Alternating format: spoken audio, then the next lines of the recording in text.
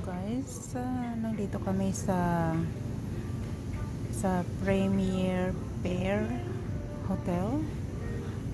Nandito kami sa 19th floor. So ito yung view.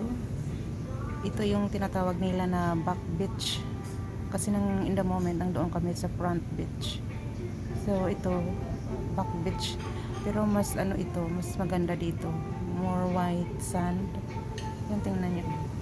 So ito yung view dito sa 19th floor. Nag-coffee kami, nag-juice cold drink kami ni Daddy Cole. Yan, that's our view. So here's Daddy Cole. Say hi to everyone. Yes, this is the restaurant. It's a buffet lunch.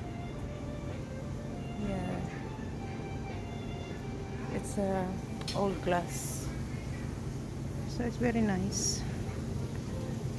Yeah, it's very scary, guys. Look, if you don't like height, it's not for you.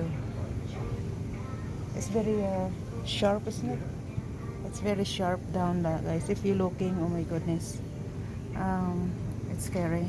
But the view is fantastic. You see, it's a long beach in here. Yeah.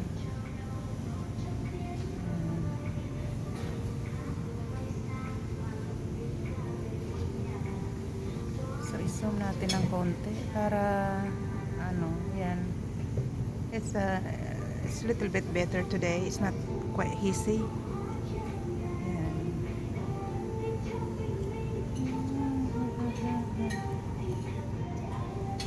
You know. We have an open bus that too. I saw that. It's like an open bus. Yan.